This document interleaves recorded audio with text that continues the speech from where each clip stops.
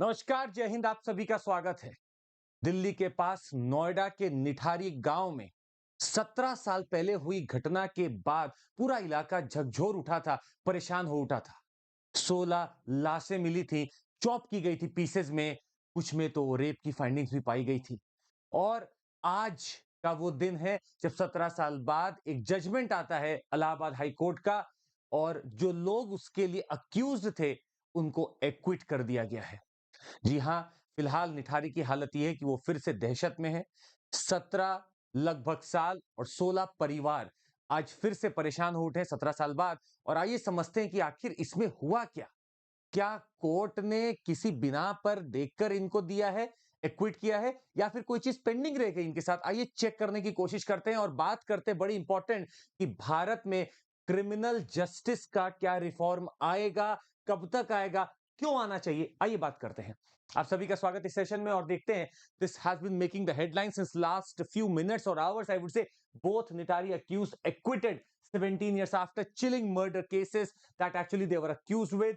Serial killings took place at Moninder Singh Pandher's home in Nithari area of Uttar Pradesh, Noida between 2005 and 2006। जी हाँ, नोएडा की इस दहशत से सभी वहां के लोग वाकिफ हैं, और सब दहशत में भी थे, और खास करके बच्चे पाए गए थे। ये ज्यादा डरावने वाली बात थी, और लगभग 17 साल बाद इनको एक्विट कर दिया गया। तो आखिर ऐसा हुआ क्या, आइए देखते हैं।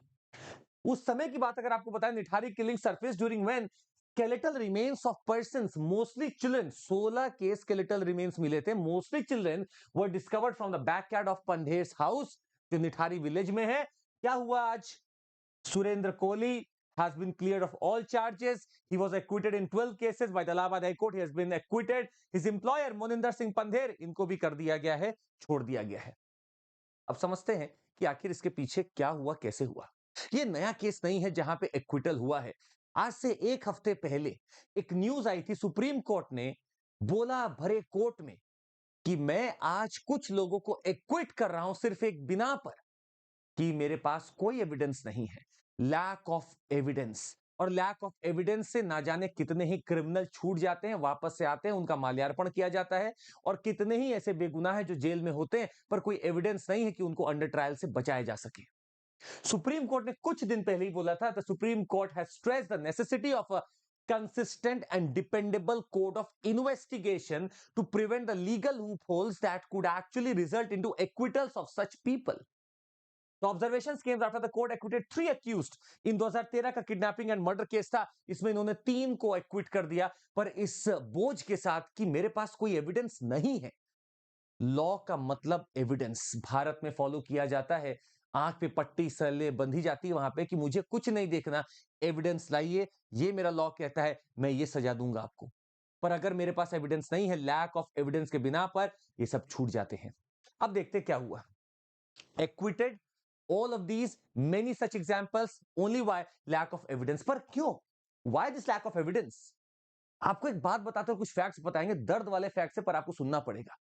डिसमल फिगर्स ऑफ कन्विक्शन, या फिर अगर आप देखें एक्विटल हो जा रहा है क्योंकि एविडेंस नहीं है, clearly indicate weak investigations and lapses in filing the chargesheets. Investigation ही खोखला है, होता ही नहीं।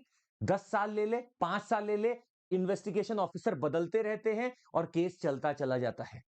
दूसरा, लॉ कमीशन ने बहुत साल पहले 2012 में एक बात कही थी, inept unscientific investigation by the police and lack of proper coordination between police and the prosecution machinery. Police का काम था इन्वेस्टिगेशन करना, इसको प्रोसिक्यूशन मशीनरी को समझाना था। ये कोऑर्डिनेशन ही नहीं हो पा रहा है, और इसीलिए कोर्ट में देखा जाता है कि जो वकील खड़े होते हैं प्रोसिक्यूशन में, वो लगभग चीजों को वैसे प्रेजेंट ही नहीं कर पाते जैसा कि सामने वाला लॉयर प्रेजेंट कर रहा होगा। क्यों? क्योंकि कोऑर्डिनेशन ही नहीं होता। इसके बाद आपको एक और चीज बताएं, कुछ फैक्ट है, तथ्य है। इंडिया का अगर कोर्ट कन्विक्शन रेट अगर आप देखें, अब महज समझिए 2021 का एक रिपोर्ट है मेरे पास, उसमें 57% only conviction rate was, 57% only in 2021। पर ये रिपोर्ट और ये फैक्ट बहुत सारे ऊपर नीचे करेंगे, क्योंकि आईपीसी में बहुत सारे धाराएं हैं। किस धारा के तहत कितना कन्विक्शन रेट है समझते हैं। पेटी क्राइम्स के लिए कन्विक्शन रेट अच्छा हो सकता होगा, पर जहां वो क्राइम हो रहे जो सीधे मर्डर या रेप की बात होती है, वहां पे क्या है, आइए देखने की कोशिश करते हैं। According to the National Crime Records Bureau 2019, 88 rapes take place in India every day on an average. However, conviction rate is as low as 27% around, which means out of the 100 accused, only 28 to 30 people are convicted, charges proved upon them, and they are getting the justice, or they are actually being served some jail term. Conviction rate in crimes against women just 26.5% in India. If I take all the IPCs that are related with women, and there are major IPCs, 26 से 27% conviction rate है। और ऐसी हालत में, ऐसे देश में जहां हम डेवलपमेंट की बात कर रहे हैं, बढ़ने की बात कर रहे हैं, वहां अगर 27% बस कन्विक्शन रेट है, तो सवाल उठता है क्रिमिनल जस्टिस के सिस्टम पर। पुलिस क्या इन्वेस्टिगेशन सही से कर पा रही है? क्या प्रोसिक्यूशन सही से पेश कर पा रहा है? क्या कोर्ट के पास समय है उसको सुनने का? ये तीनों चीजों का जब तालमेल बैठता है, तब कन्विक्शन होता है। पुलिस ने इन्वेस्टिगेशन कर दिया, प्रोसिक्यूशन ठीक से प्रेजेंट नहीं कर पाया, तो भी केस कमजोर है। प्रोसिक्यूशन प्रेजेंट करना चाहता था, कोर्ट के पास इतना पेंडिंग केस है, वो सुन ही नहीं पा रहे, तारीख पे तारीख पे तारीख, you will not gate justice. This is what has happened. आपको एक छोटा सा एग्जांपल देने की कोशिश करेंगे। डिस्पोजल ऑफ आईपीसी केसेस देखिएगा।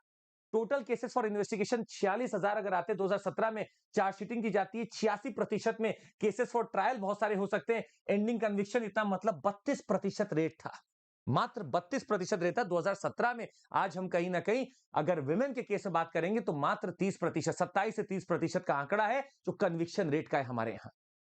पर इन सब के ऊपर चलते और सोचते हैं क्या हुआ, क्या वाकई में समय आ चुका है कि भारत को चाहिए एक dependable code of police investigation? जी हां। आपको बता दें, हमारे यहां law and order plus investigation वही पुलिस की एजेंसी करती है जो आपके सामने मौजूद है। वही लॉ एंड ऑर्डर भी मैनेज करती है, डंडा लेके भी खड़ी रहेगी, वही इन्वेस्टिगेट भी करेगी। माना जाता है वो दोनों में सामर्थ्य है। ऐसा पॉसिबल नहीं है। अगर आप वेस्टर्न वर्ल्ड को देखें, इन्वेस्टिगेशन के लिए अलग लोग हैं, लॉ एंड ऑर्डर मैनेज करने के लिए अलग लोग हैं।